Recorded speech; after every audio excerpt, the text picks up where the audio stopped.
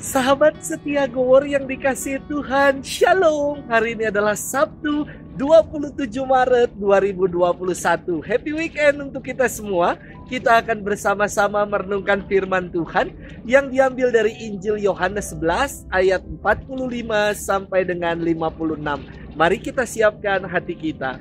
Terpujilah Kristus Tuhan, Raja mulia dan kekal. Buanglah daripadamu segala durhaka yang kamu buat terhadap aku, dan perbaharuilah hati serta rohmu. Terpujilah Kristus Tuhan, Raja mulia dan kekal. Tuhan bersamamu dan bersama rohmu. Inilah Injil Yesus Kristus menurut Santo Yohanes. Dimuliakanlah Tuhan. Banyak di antara orang-orang Yahudi yang datang melawat Maria dan yang menyaksikan sendiri apa yang telah dibuat Yesus terhadap Lazarus, percaya kepadanya. Tetapi ada juga yang pergi kepada orang-orang Farisi dan menceritakan kepada mereka apa yang telah dibuat Yesus itu.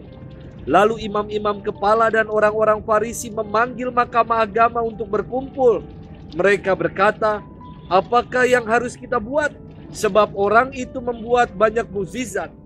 Apabila kita biarkan dia, maka semua orang akan percaya kepadanya. Lalu orang-orang Roma akan datang dan merampas tempat suci kita serta bangsa kita." Tetapi seorang di antara mereka, yaitu Kayafas, imam besar pada tahun itu, berkata kepada mereka, "Kamu tidak tahu apa-apa, kamu tidak insaf, bahwa lebih berguna bagimu jika satu orang mati untuk bangsa kita daripada seluruh bangsa kita ini binasa." Hal ini dikatakan Kayafas bukan dari dirinya sendiri, tetapi sebagai imam besar pada tahun itu.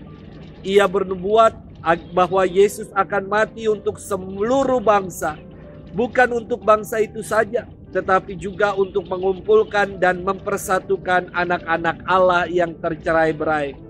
Mulai dari hari itu mereka sepakat untuk membunuh dia.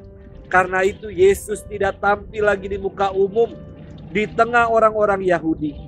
Ia berangkat dari situ ke daerah dekat padang gurun, ke sebuah kota yang bernama Efraim. Di situ ia tinggal bersama murid-muridnya.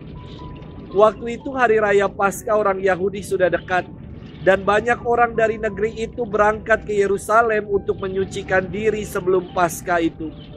Mereka mencari Yesus, dan sambil berdiri di dalam bait Allah mereka berkata seorang kepada yang lain, "Bagaimana pendapatmu?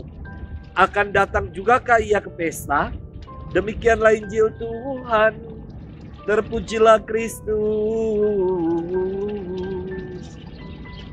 Sahabat setia Gowor yang dikasihi Tuhan, Shalom. Di Papua ketika ada keluarga yang sakit, biasanya dikurbankan hewan adat, yakni babi. Atau bagi keluarga yang sederhana mengorbankan ayam. Harus ada darah yang tercurah menurut adat mereka, agar yang sakit dipulihkan melalui pengorbanan hewan ternak mereka. Istilah kurban sejak dahulu ada dalam tradisi. Orang-orang Yahudi sejak dari perjanjian lama melakukan praktek ritual ini. Kurban berakar dari kata Ibrani korban yang berarti dekat. Maksudnya adalah dengan mengorbankan atau mempersembahkan sesuatu, manusia kembali semakin dekat dengan Allah. Sahabat setia Gowor yang dikasihi Tuhan, firman hari ini berkisah tentang nubuatan dari imam besar Kayafas, bahwa lebih berguna bagimu jika satu orang mati untuk bangsa kita daripada seluruh bangsa kita ini binasa. Itu dikatakan Kayafas dengan jelas dalam firman bahwa nubuatan ini bukan dari dirinya sendiri, melainkan karena Kayafas sebagai imam besar pada tahun itu. Perkataan Kayafas ini menjelaskan bahwa Yesus akan mati untuk seluruh bangsa. Pertanyaan logisnya adalah, mengapa Yesus harus mati demi menyelamatkan manusia? Bukankah dia Immanuel, Allah beserta kita, Allah yang menjadi manusia. Kok Tuhan menjadi tumbal untuk kita manusia? Yesus harus mati karena tidak ada cara lain untuk menebus dosa manusia, untuk menyelamatkan kita dari maut selain dengan wafatnya. Ia menjadi pengkorban pengampunan dosa agar kita kembali didekatkan kepada Allah. Wafat Yesus menunjukkan wajah Allah yang solider, wajah Allah yang penuh cinta, Allah yang mau mati sama seperti kita yang mati, dan bersama dengan Kristus yang bangkit mulia, kita pun yang percaya akan dibangkitkan. Sahabat setia Gowori yang dikasihi Tuhan, kalau di swalayan-swalayan suka ada promo tebus murah. Kita membeli sesuatu dengan harga yang murah.